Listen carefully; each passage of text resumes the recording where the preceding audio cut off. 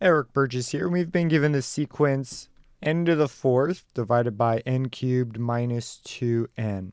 So we are told to find if this diverges or converges, and if it does converge, what does it converge to? So let's go ahead and do this. Now this one's pretty standard. We see a bunch of n's everywhere, and they're next to every term, and there's no crazy mathematical relationships. Pretty standard stuff.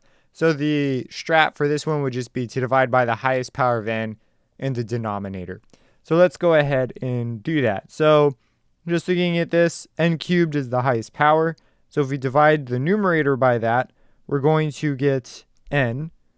And then we have our division. And n cubed divided by n cubed is 1. And 2n divided by n cubed is 2 over n squared, because one of the n's cancels out. And we could take a limit as n goes to infinity of this guy. And we are going to get infinity on the top over 1 minus 0, right? Because 2 over n squared, n becomes infinity, so that's going to become 0. And so we get infinity. So the sequence diverges.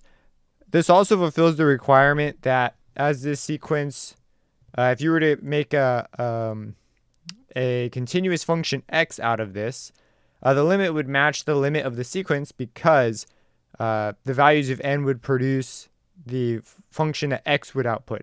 Meaning that if we were to do this instead, so here's the second way to do it. You could say x to the fourth over x to the third minus 2x. And you could say, well, if we were to plug in integers n, they would produce the same output an, and this would mean that their limits of the sequence and of this function would match. And this is nice because this opens up the doors for L'Hopital's rule, which is a little more complicated for this particular problem, but you could do it this way. Because if you were to do take the limit here, you'd get infinity over infinity, which is a form that you can use to claim grounds for L'Hopital's rule, which would give you 4x cubed over 3x squared minus 2.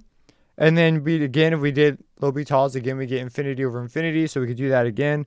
And we'll get 12x squared. And we say L'Hopital's. I'm not showing the infinity over infinity, but we would get it. And then we would get down here, what is that? It's 6x.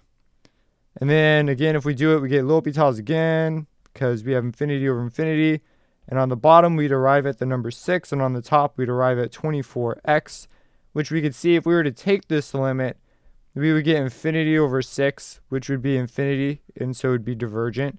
So there's a second way to show it. You could write as expected and call it right there. So there is 2 ways to show that this sequence does, in fact, diverge. If you have any questions about this, feel free to let me know. Subscribe and hit that bell icon for future videos, and we'll catch you in the next problem.